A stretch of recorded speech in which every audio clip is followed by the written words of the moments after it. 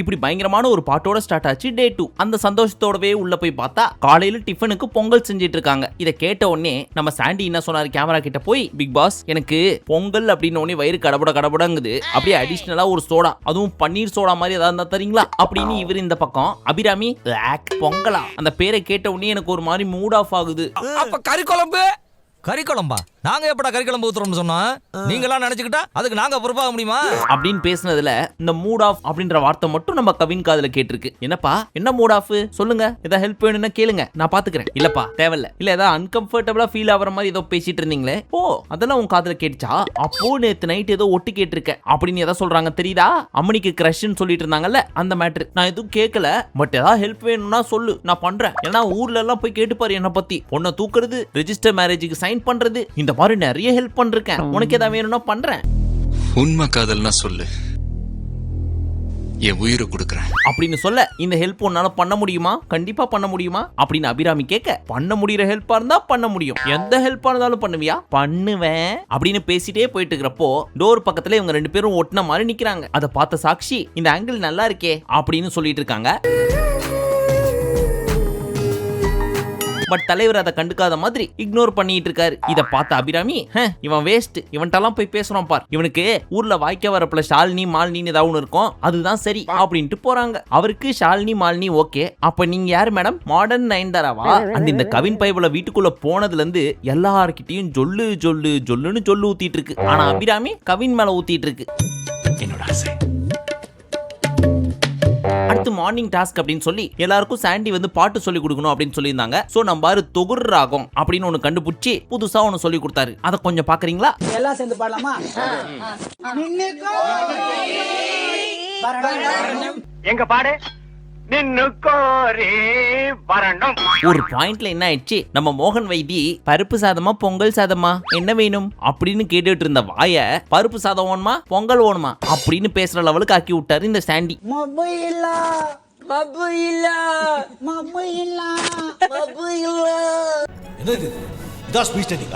சென்னை தமிழ்ல ஆரம்பிச்சு செந்தமிழிசா சொல்லி கொடுக்குறாங்க.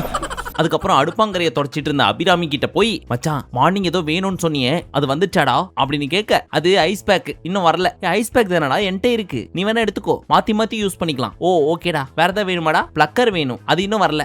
பிளக்கர் கொடுத்து விட்டுருங்க பிக் பாஸ். வேறடா? இந்த அன்பு பாசம் அதெல்லாம் கொடுக்கறதுக்கு தான் நீ இருக்கே அப்படின்னு சொல்ல, ஓஹோ அப்படியாடா, ஓகேடா அப்படின்னு அந்த இடத்துல இருந்து கண்டுக்குச்சு. அவனுக்கு காதலிக்கு மட்டும் தான் தெரியும், கல்யாணம் பண்ண பிடிக்காது. இதெல்லாம் நடக்கிறப்போ சாக்ஷி சைடுல ஊட்டி விட்டுட்டு இருக்காங்க. அப்ப லாஸ்ட் வாய் கொடுக்க போறப்போ இந்த அம்மனியாவும் ஒன்னு சொல்றாங்க, அதாவது லாஸ்ட் வாய் சாப்பிடுறவங்களுக்கு ஹேண்ட்ஸமான மாப்பிள்ளை கிடைக்கும்னு ஒரு ஐதீகம் அப்படின்னு. அப்பவும் இந்த அபிராமி அதான் இருக்கானே அப்படின்னு இந்த பீஸை கோத்து விட, தலைவர் கண்டுக்காத மாதிரி நல்லா நிறைய லாஸ்ட் வாய் சாப்பிட்டு இருக்கேன், எனக்கு ஊட்டியும் விட்டுருக்காங்க அப்படின்னு இந்த பீஸு கிட்ட இருந்து எஸ்கேப் ஆக ட்ரை பண்ணாலும் கூச்சமே இல்லாம இந்த அபிராமி போய் லவ் என்னும் அன்பை கவினோட நெஞ்சுக்குள்ள சொருவ ட்ரை பண்றாங்க. ஆனா அந்த அம்பு நெஞ்சு நோக்கி போகல, குறி தப்பி எங்கேயோ போயிடுச்சு.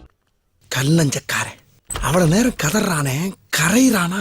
அடுத்து குளிர்கால கூட்டத்தொடர் ஸ்டார்ட் ஆச்சு. அதுல எல்லாரும் சுத்தி உட்கார்ந்துட்டு இருக்கிறப்போ ஃபாத்திமா பாபு என்ன சொன்னாங்கன்னா, இங்க பாருங்க எவ்வளவு வேணுமோ சாப்பிடுங்க, வேணான்னு சொல்ல, ஆனா வேஸ்ட் மட்டும் பண்ணாதீங்க, ஏன்னா வேஸ்ட் எல்லாம் தூக்கி போடுறதுக்கு எனக்கு பிடிக்காது, பட் கெட்டு போயிருந்தா மட்டும் வேஸ்ட் பண்றீங்க, இல்லனா அதையே வச்சு காலையில மதியம்னு தின்னுங்க அப்படின்றாங்க. இதை கேட்ட சாக்ஷி, என்னால காலைல சாப்பிட்டதெல்லாம் மதியம் சாப்பிட முடியாது அப்படின்னு சொல்றதை கேட்ட வனிதா, உனக்கு முடியாதா பிடிக்காதா, என்ன பேசவே விட மாட்டீங்க, நேரத்துக்கு எடுத்தாத நல்ல விவரமா பேசு. அதான் காலைல சாப்பிட்டதே எப்படி மதியம் சாப்பிட முடியும், ஒருவேளை சாப்பிடறதே அது பெருசு, அதுவும் உங்களுக்காக தான் ஒத்துக்கிட்டேன். இங்க பாருமா, உனக்கு பர்சனல் பிரிவிலேஜ் அப்படின்னு சொல்லிட்டு ஒண்ணும் கிடையாது, குடுக்கறது தான் சாப்பிடணும், நான் சாப்பிடுறேன், ஆனா 2 வேளையும் அதே சாப்பிடுறதுலாம் ரொம்ப கஷ்டம், அதெல்லாம் கிடையாது, முடிச்சுதான் ஆகணும் அப்படின்னு சொன்னீங்கன்னா ரொம்ப ரொம்ப கஷ்டம். சரிமா, 2வது வேளை நீ ஃப்ரூட் சாப்பிட்டுக்க அப்படின்னு சித்தப்பு ஒரு பாயிண்ட் எடுத்து கொடுக்க, நிறைய பேரு அது நல்ல ஆப்ஷனா இருக்கே அப்படின்னவும், அப்பாடா இந்த அம்மாட்ட இருந்து எஸ்கேப் ஆயிட்டம்பா அப்படின்ற மாதிரி போயிடுச்சு சாக்ஷி. அக்கா வந்த செகண்ட் டே அப்படின்றதுனால லைட்டா அமுக்கி வாசிச்சாங்க. அதெல்லாம் ஜஸ்ட் 2 டேஸ்க்கு தான், நாளையில இருந்து பாத்தீங்கன்னு வச்சுங்க ரொம்ப உக்கிரமா இருப்பேன். ஒருத்தனையும் விட்டு வைக்கலையே, டே 3லயே கொம்பம் ஊருக்குள்ள இறங்கிட்டான். இதை நம்ம சாக்ஷி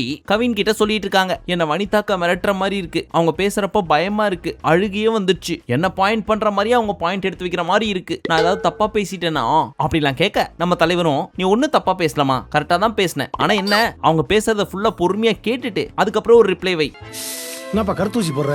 நான் பொறுமையா தான் கேட்டேனே, ஆனா அவங்க என்ன பேசவே விட மாட்டாங்களே. நெக்ஸ்ட் டைம் அவங்க ஃபுல்லா பேசி முடிச்சதுக்கு அப்புறம் உனக்கு ஒரு சான்ஸ் கிடைக்கும்ல, அப்போ சொல்லிரு நீ என்ன பேசவே விட மாட்டே அப்படின்னு சொல்லி, அப்படிங்கிற ஒரு அட்வைஸை கொடுத்துட்டு இருந்தாரு சாக்ஷிக்கு. உண்மை காதல்னா சொல்லு, உயிரையும் கொடுக்குறேன் அப்படின்னு ஷாஜகான்ல தளபதி சொல்லியிருப்பாரு. ஆனா பொண்ணுங்கன்னா சொல்லு, கதை கேட்கறதுக்கு ஆளா வந்து நிக்கிறேன் அப்படின்னு நம்ம கவின் சுத்திட்டு இருக்காரு வீட்டுக்குள்ள. அப்பல இருந்து பாத்துக்கிறீங்க பொம்பளை வெறி புடிச்சு போய் தெரிஞ்சுக்கிருக்க நீங்க 90s தானே நீ தெரியுதுடா. இப்ப எல்லாரும் சுத்தி உட்கார்ந்து பேசிட்டே சாப்பிட்டுட்டு இருக்கிறப்போ நம்ம சாண்டி கேமராவை பார்த்து எல்லாரும் சந்தோஷமா இருக்காங்க. இருக்கட்டும் இருக்கட்டும், இது எத்தனை நாளைக்கு, நாளைக்கே இது யுத்த களமா மாறும், அதுல நானும் இருந்தாலும் இருக்கலாம் அப்படின்னு கேமரா கிட்ட பேசிட்டு இருக்காரு. ஃபுல் சீசனையும் பார்த்து முடிச்சாச்சு. யுத்த களம்னு வீட்டுக்குள்ள ஒண்ணு வந்துச்சுனாவே நான் உண்டு என் வெப் உண்டு அப்படின்னு வீட்டுக்குள்ள ஓரமா 8 கால் பூச்சி மாதிரி சுத்திட்டு இருக்கீங்க. அப்புறம் எதுக்கு இதெல்லாம்? உங்க எல்லாருக்கும் தெரிஞ்சிடுச்சா? சரி விடு.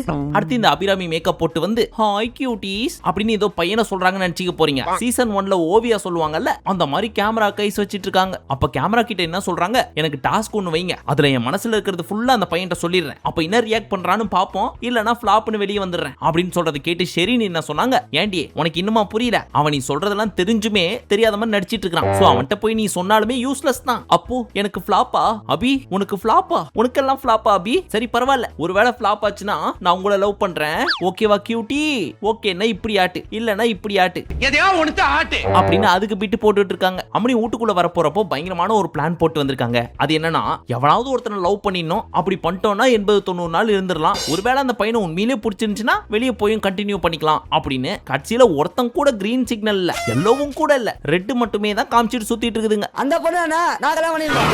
அதுக்கப்புறம் இதை சட்டுப்புட்டுன்னு முடிச்சே தீரணும் அப்படின்னு சொல்லி ஷெரின் சர்காஸ்டிக்கா ஏதோ பேசிட்டு இருக்கிறத பார்த்துட்டு, ஏதாவது புரியுற மாதிரி பேசுங்க மச்சான் அப்படின்னு கேக்குறாரு கவின். ஓ நீ மட்டும் புரியாத மாதிரியே பேசிட்டு இருப்ப, நாங்க மட்டும் புரியுற மாதிரி பேசணுமா? என்ன மச்சான், எது நான் புரிஞ்சுக்காம பேசினேன், சரியா சொல்லுங்க, புரியுதா புரியலையான்னு சொல்றேன். எனக்கு உங்க 5 பேரையுமே பிடிக்கும் மச்சான். ஏய் நீ 5 பேர் இல்ல 6 பேரை கூட பிடிக்கும்னு சொல்லு, ஆனா அதுலயே என்ன சேர்த்துக்கிற அப்படின்னு ஷெரின் கேட்க, எனக்கு ஒன்னையும் பிடிக்கும் மச்சான். என்ன சேர்க்காத, என்ன சேர்க்காத. சரி சரி அந்த கருமெல்லாம் வேணாம், அவ ஏதோ சொல்றா, சொல்ல வர்றதை தெளிவா புரிஞ்சுக்கோ அப்படின்னு சொன்னதுக்கு அப்புறம், நான் சரவணன் மீனாட்சின்னு ஒண்ணு பார்த்தேன், அதுல நீ நடிச்ச, அந்த சீரியல் வர்றப்பெல்லாம் உன்னை சைட் அடிக்கிறதுக்காகவே தட்ட தூக்கிட்டு வந்து உட்காந்து டிவி முன்னாடி, சோ எனக்கு உன் மேல ஒரு கிரஷ் அப்படின்னு சொல்ல, ஓ அப்படியா, எனக்கும் ஷெரின் மேல அப்பெல்லாம் ஒரு கிரஷ் அப்படின்னு டைவர்ட் பண்ணி விட்டுச்சு. இதுவே அபிராமிக்கு கடுப்பாயிடுச்சு. ஏண்டா உன்னெல்லாம் மதிச்சு நான் சொல்றேன் பாரு, அசிங்கப்படுத்துற நீ என்ன? ஏ அப்படி இல்ல மச்சான், இப்ப நான் லாஸ்ட்லியா மேல கிரஷ் இருக்குன்னு சொல்ற மாதிரி நீ என்ன சொல்றன்னு நினைச்சிட்டேன். சும்மா தானே இதெல்லாம், நீ ரொம்ப அசிங்கப்படுத்துற கவின், அவளை இக்னோர் பண்ற, அவனை புடிச்சிருக்குன்னு சொல்றா, என்ன பேச்சு இதெல்லாம் அப்படின்னு ஷெரின் கேட்க, அபிராமிக்கு கடுப்பாயிடுச்சு, என்ன அசிங்கப்படுத்துறான் அப்படின்னு சொல்லி. சோ ஏஞ்சி போனாங்களா, ஏ மச்சான் மச்சான் ப்ளீஸ்டா தப்பா எடுத்துக்காதடா அப்படின்னு கையை பிடிச்சி இழுத்தாலும் ஓவரா பண்றடா, ஓ நான் போறேன் அப்படின்னு கோச்சிட்டு போயிட்டாங்க. போடா, உனக்கு ஊர்ல தேன் மொழி கனி மொழின்னு எவ்வளவு வாக்கே வரப்புல தெரியவா, அவளை தேடி தேடி லவ் பண்ணு, உனக்கெல்லாம் நான் செட்டே ஆக மாட்டேன். அதுக்கப்புறம் தலைவரும் பின்னாடி வாழை புடிச்சினே போய், என்ன மச்சான் நீங்க எல்லாம் சேர்ந்து என்ன பிராங்க் பண்றீங்கன்னு நினைச்சேன். பிராங்கா? நான் எதுக்குடா உன்னை பிராங்க் பண்ணோம்? சரி எது எப்படியோ, இதுக்கப்புறம் உனக்கு எனக்கும் ஒன்னும் கிடையாது, இதுக்கப்புறம் ஒன்லி ஃப்ரெண்ட்ஸ் மட்டும் தான், அவ்வளவுதான் அப்படின்னு சொல்லிட்டு இந்த அம்மா மறுபடியும் நடந்து போயிட்டாங்க. ஆனாலும் உன்னை விட மாட்டேனே, பொண்ணா போயிட்ட, கன்வின்ஸ் பண்ணில ஆகணும், அதனால நான் மறுபடியும் வருவேன் அப்படின்னு மறுபடியும் தலைவர் வாழை புடிச்சுன்னு வெளில போயிட்டாரு. அங்க போய் என்ன சொன்னாரு, இங்க பாரு மச்சான், நீ என்னவோ பார்த்துட்டு என்ன நம்பிட்டு இருக்க, நான் அப்படிலாம் கிடையவே கிடையாது, இன்னொரு 10-15 நாள் போனதுக்கு அப்புறம் என்ன பத்தி ஒரு 50% நீ தெரிஞ்சா கூட தெரிச்சு ஓடிடுவேன். So I hope you understand. ஓகேடா எனக்கு புரியுது, நான் உன்னை ஏதாவது ஹர்ட் பண்ணி தான் மன்னிச்சு, இட்ஸ் ஓகே மன்னிச்சுடா, இட்ஸ் ஓகே அப்படின்னு உடனே ஒரு லுக்க விட்டு, பாத்தியா கோச்சிக்கிட்ட பாத்தியா தம்பி, அதை ஏத்துக்கிறதுக்கு கொஞ்சம் டைம் வேணும்பா, டைம் கொடு அப்படின்னதுக்கு அப்புறம் தான் வாழ விட்டாரு. 5 நாள் இல்ல 10 நாள் கூட எடுத்துக்கோ, ஆனா சீக்கிரம் சொல்லு. சரி முடிஞ்சது முடிஞ்சது. இதை ஒரு பிரச்சனையா எடுத்துன்னு போய் யார்கிட்ட தெரியுமா கம்ப்ளைண்ட் பண்ணிட்டு இருக்காங்க, வீட்டின் பெரியம்மா ஃபாத்திமா பாபு கிட்ட. அந்த அம்மாவை உருண்டு பிறண்டுகிட்டே, ஓ அப்படியா ஆஹா அப்படின்னு கேட்டுட்டு இருக்கிறப்போ, ஹே என்ன விட்டீங்களே நானும் வரேன் அப்படின்னு வனிதாக்காவும் உள்ள பூந்துக்குச்சு. இப்படிலாம் ஆச்சாடா, வந்த 2 டேஸ்லயே லவ் ஸ்டார்ட் ஆயிடுச்சான், எனக்கு தெரியலையே அப்படின்னு சொல்லிட்டு இருக்க சாக்ஷி, ஹே அவன் சொல்றதும் ஒரு பாயிண்ட்ல கரெக்ட்ன்ற மாதிரி தான்டா ஃபீல் ஆகுது அப்படின்னு அங்க சப்போர்ட் பண்ண ஆரம்பிச்சாங்க கவினுக்கு. அது எங்க போய் முடியுது அப்படின்றது நாளைக்கு எபிசோட்ல பாக்குறப்போ உங்களுக்கு தெரியும். இப்ப நம்ம கவின் அபிராமிய பரிதாபமா பாத்துட்டு இருக்காரு. ஏன்னா காதல் ரத்து பண்ணிட்டார்ல, அதனால கேர்ள்ஸா சுத்தி உட்கார வச்சுட்டு ஆப்போசிட்ல இவர் உட்காந்துக்கிட்டு, அபிராமி ரொம்ப ஹர்ட் ஆயிருக்கா, அவரை நல்லா பாத்துக்கோ, நீதான் அவன் பக்கத்துல படுத்துட்டு இருக்க, சோ பி கேர்ஃபுல் அப்படின்னு சாக்ஷிட்ட சொல்லிட்டு இருக்காரு. இதை கேட்ட அபிராமி, என்னடே நான் என்ன பைத்தியக்கார ஆஸ்பத்திரியில இருந்து தப்பிச்சா வந்தேன், பத்திரமா பாத்துக்கோன்ற, நைட்டு உன் பக்கத்துல தூங்குவான்ற என்ன அப்படின்னு கலாச்சிட்டு இருக்காங்க. அப்போ உண்மையிலேயே அங்க இருந்து தப்பிச்சு வரலையா? இது இதுக்கு மேல நீ பேச டங்கு வா வந்து போடா உனக்கு என்ன பேச இப்ப நம்ம சாட்சி இந்த பக்கம் ரெண்டு பேருக்கும் சப்போர்ட் பண்ணிட்டு ரெண்டு பக்கமும் பிட்டு போட்டுட்டு இருக்காங்க. நடுவுல உட்கார்ந்திருக்க லாஸ்லியாக்கு தலையும் புரியல வாளும் புரியல. ஆனா நம்ம கவின் அங்கேயும் சந்துல சிந்து பாடி லாஸ்லியாக்கு பிட்டு போட்டுட்டு இருக்காரு. என்ன மச்சான், நீயும் என் மச்சான், அவனும் என் மச்சான், நீங்க 5 பேரும் என் மச்சான் அப்படி நீ என்ன போட்டாலும் லாஸ்லியா சைடுல இருந்து பெருசா ஒன்னும் ரிப்ளை கிடையாது. ஜஸ்ட் ஒரு ஸ்மைல் அப்படின்னு அவ்வளவுதான். Strong hand. See one hand, 1 plus 1 hand, 10 fingers. See the power. Next இந்த 4 பயபுலிங்களும் பெட்ல படுத்துக்கிட்டு லேடிஸ் ஹாஸ்டல்ல பேசுற மாதிரி பேசிட்டு இருக்காங்க. கிளி கிளி டாக்ஸ். அது என்னன்னா இந்த பிக் பாஸ் வாய்ஸ் கொடுக்குறாரு, அவர் நைட்டு ஃபுல்லா நம்மளோட தான் இருப்பாரா அப்படின்னு. அதுக்கப்புறம் அந்த பக்கமா முகேன் கிராஸ் ஆக, ஏய் முகேன் வந்துட்டாண்டி, லாஸ்ட்லியா எங்க இருக்காலோ அங்க முகேன் வந்துருவான் அப்படின்னு லாஸ்ட்லியாவோட சேர்த்து வைக்க ட்ரை பண்ணுச்சுங்க. ஆனா அதுங்க ரெண்டும் சாச்சா எங்களுக்குள்ள அப்படிலாம் ஒண்ணும் கிடையாது, we are just buddies அப்படின்னு ஹைஃபை கொடுத்துக்கிட்டாங்க. ஆனா அங்க ஒரு கருத்தை சொன்னாரு முகேன், தனி ஒருவன் படத்துல வர்ற மாதிரி உனக்கு என்ன வேணுமோ அதை மைண்ட்ல செட் பண்ணி வச்சுக்கோ, அதை நோக்கி மட்டுமே ஓடு, நீ நினைச்சது கிடைக்கும் அப்படின்னு. அப்போ அபிராமி என்ன சொன்னாங்க, செட் பண்ணிட்டேன், அதை நோக்கி ஓடுறேன் அப்படின்னு. எப்படி ஒன்னு ரிஜெக்ட் பண்ண அடுத்த 10வது நிமிஷத்திலேயே அடுத்ததுக்கு பிராக்கெட் போட ஸ்டார்ட் பண்ணிருச்சு பாத்தீங்களா பயபுள்ள. இதுக்கு பேரு தெய்வீக காதல். எது தெய்வீக காதல்? இதா? அடுத்து நம்ம சாண்டி அவர்கள் மோகன் வைத்தியாக்கு பாட்டு சொல்லி கொடுத்தாரு, தொகுர் ராகம் அப்படின்னு ஒண்ணு. இது வெர்ஷன் 2, அதை கொஞ்சம் கேக்குறீங்களா?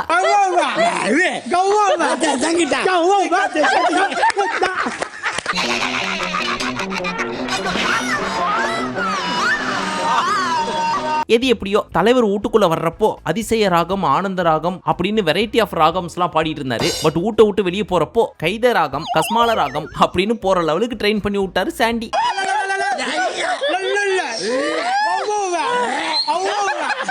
ஏண்டா பார்த்தா கோவில் என்ன பேட் வேர்ட்ஸ்? சாரி மாமா. உன்ன சாரி கேட்பேன். பட் இங்க கத்தி இப்படி காமெடி பண்ணிட்டு இருக்காங்க. நேத்து தூங்குன மாதிரி நம்ம வனிதாக்கா எப்படி கோவா பீச்ல தூங்குற மாதிரி தூங்கிட்டு இருக்காங்க பாத்தீங்களா? சோ வந்து இருந்ததே 2 நாள், ஆனா அந்த 2 நாள்லயும் கும்பகர்ண மாதிரி தூங்கிட்டு இருக்குது அக்கா.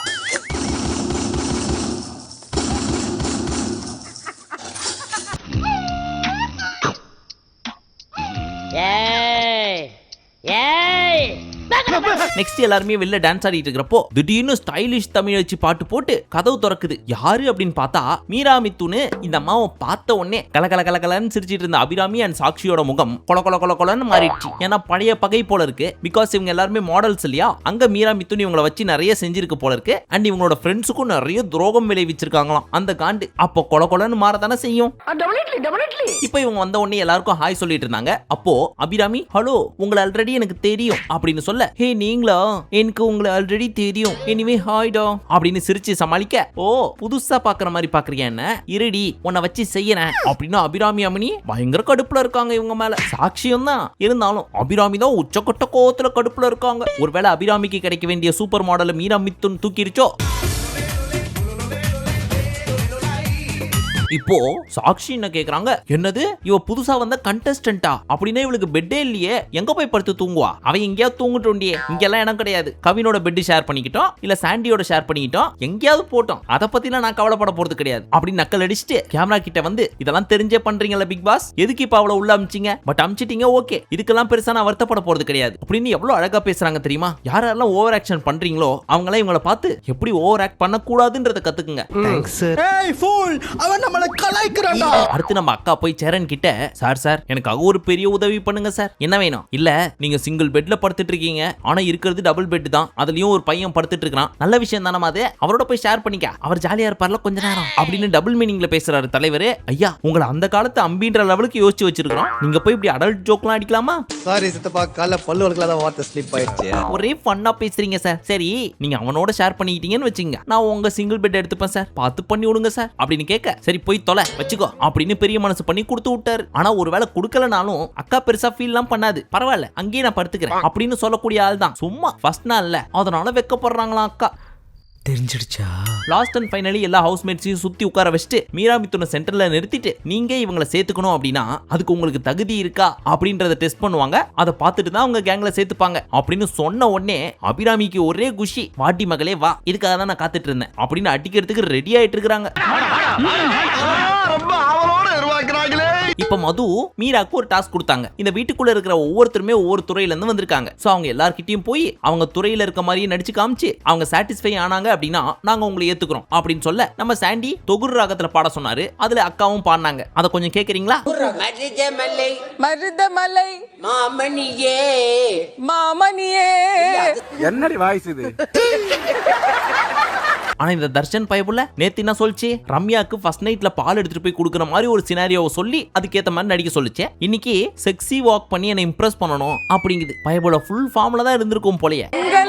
காலம் வரும் அப்ப பாத்துக்கிறேன். ஓகேவா? அப்ப பாத்துக்கங்க, இப்ப நான் பாத்துக்கிறேன்.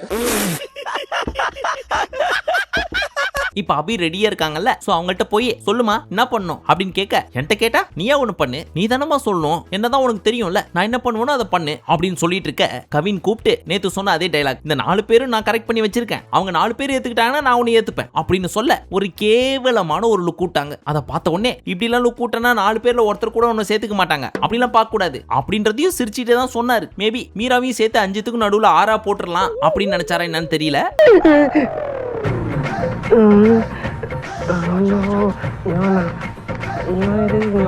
நீ எப்படி வேணா பேசிக்க, ஆனா என்கிட்ட எஸ்கேப் ஆக முடியாது, நீ இப்ப என்ன மாதிரி பண்ணி காமிச்சே ஆகணும், பரதநாட்டியம் ஆடு அப்படின்னு சொல்லி கேட்க அம்முனியும் பரதநாட்டியம் ஆடினாங்க. ப்ளீஸ் தயவு செஞ்சு என்ன சேர்த்துக்கோங்க.